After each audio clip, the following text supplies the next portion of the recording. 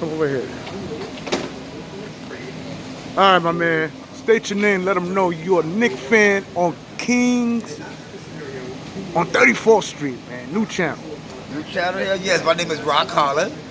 I've been a Knick since the day I was born, let's say that. The last championship I remember, I was 11 years old when they won 1973 against the Los Angeles Lakers. We beat them 4-1.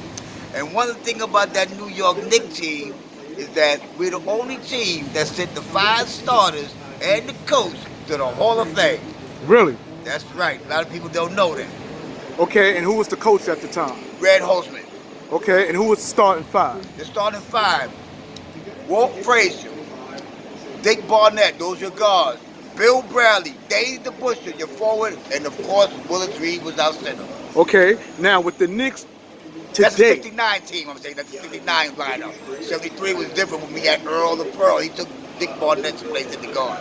Okay, and what do you think the Knicks is missing in order to get to a caliber team like that? Right now, I feel we can use a couple of big men. We playing team ball. The guards, I'm not really about the guards right now because I figured they can do their share. But as of right now, we're playing as a team. And hopefully this summer we can improve on we can improve on our offense. We have the number 1 defense. So all we have to do is improve that offense and we'll be a threat. Okay, so are you big on the players when I speak of Mitchell Robinson? Go ahead, yes. Kevin Knox? Well, though they didn't get no playing time because with the new coach Tim now, if you don't play well for him, because he's more defensive minded. When he came to the Knicks, I was so happy because he's defense. That's all the way. If you're not gonna play that much defense, or you can't play defense as well, I figure that's why they didn't get that much time. Right. You know, but I'm not taking away their offensive skills.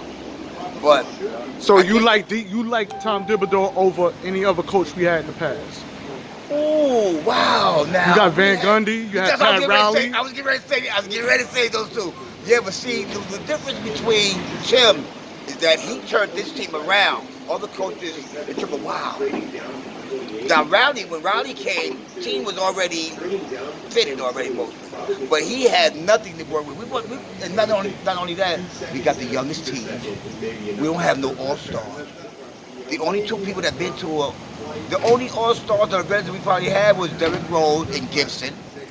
Right. You know, but otherwise we were working. He took that young team, and we know how schedule was. I mean, our record was last year, and nobody expected Knicks to go this far anyway. We came in 4th place.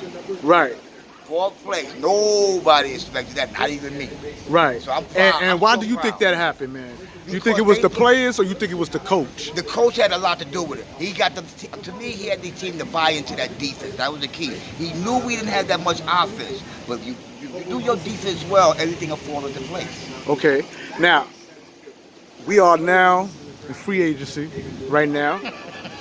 We're talking about those who's on the trading block and draft talks and all that. I would like you to tell me, because Damion Lilliard name keeps popping up. I knew it was. I knew he was going to say that. And look here, when it comes to rumors all the time with these Knicks who they might get, I have to sit here and wait because I'm tired of all these rumors about these players we might get and we never get. Right. You see? But I know he's a free agent if I'm correct. Correct. We have to trade for him. We have the money for him. I don't have no problem. Even being that he's 31 years of age? Look, the man has experience. He's a veteran. See, we can use a couple of veterans too. Don't you know, let's get it right.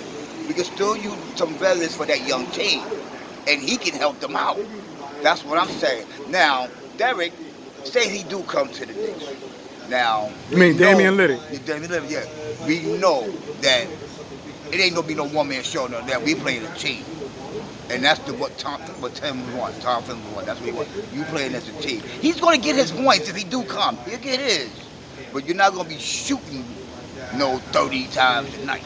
And what about paying that man $40 million? You think he's worth that? Oh, man. He's 31. It come with a price. Yeah, like you said, he's 31. And then you got to give up possibly R.J. Barrett, Emmanuel Quickly, and Obi Toppin. Do you think he's worth giving up them players, man? At 31 years of age. Because you're giving up too much young talent to me. I can't. I'm talking about the future. He's 31. We don't know how long he's going to be around. I wouldn't do that. No. We could get a quality guard, like I said. We don't gotta get no Lilliard. But like I said, we need to improve in the front court, not the back court. I think we can improve in the front court. Noah with that, Noah did his thing, but he got injured a couple of times. He's good with the blocks. That's what I like about him. You ain't gonna get a lot of scoring from him, but he was there, a threat in the middle. Okay. See?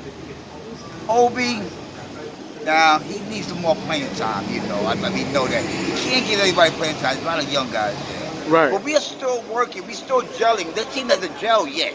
Right. This is their first year with this coach. And what we got out of that first year, we can do better. We could do better. We can do better, and I hope we can. I hope we can. All right. And as far as Derrick Rose and Emmanuel Quickly, would you like to see them back next season as backcourt? Yes, I would. To be honest with you, I would. Especially Derrick Rose. He's the veteran. Quickly is the young guy learning.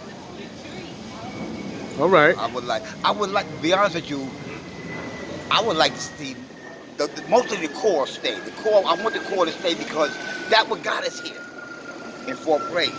And to me, if you keep a team together, you know how it goes. You keep a team, that's in any sport. You keep a team around together, they gel more. They ain't gel yet. They only been together 1 year. Right. Don't keep like the Knicks do in the past. They get a team and then they go. They don't. There's no gel. We don't have like in the '94, in the '70s. Them teams stayed together for a while. We stayed together. Right. We need to stay together as a unit, and we can do it in a couple of years.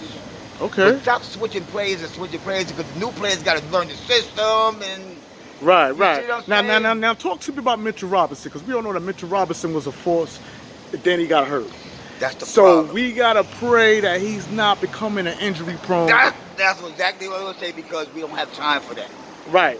Now, I could take injuries maybe in the beginning of the season. You know when it comes playoff time in the season, there's no time for injuries. We know that. Right. No time for that. But I want healthy people. We gotta stay healthy. That's the key.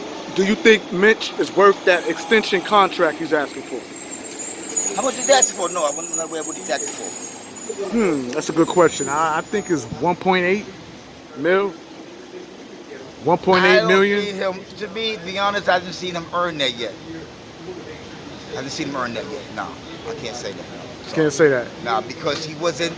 I gotta see. You gotta be on the court. You gotta show yourself. He wasn't hardly there that much. Well, this season under Tom Thibodeau, he has managed to stay out of foul trouble. He hasn't fouled out. That's true. The season before that, he fouled out, I believe, 15 times? So, I know he gets in trouble so quickly. He got to work on it. It can be worked on. But he has been working on it. Yeah, it can be worked on. But I don't want it to happen again. Just because he was all right this season, that don't mean next season, you know? Right. But you got to keep working on that. Okay. Because we need you, man, in the game. We don't need you on the bench. Right. And how you feel about Frank Ntilikina, man? Because we talking about point guards, and we talking about a defensive game that Tom Thibodeau brings, right? Yeah. To the New York Knicks Forum. But Frank Ntilikina hasn't quite stamped. No. He hasn't put the stamp. No. Because once you got to remember, his minutes is low. It's not like last year. His minutes got low. Why? I don't know why. Can't answer that.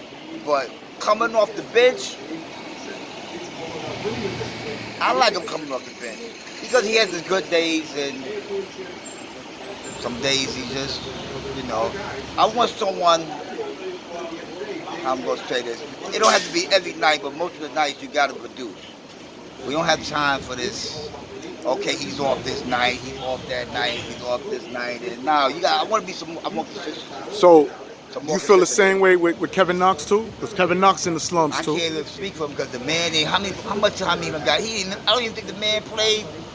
Man, only time I'm about to see him was in garbage time when we, The game's about to end. Yeah, with garbage time, we blowing somebody up by 20 or 30. That's the only time we see him.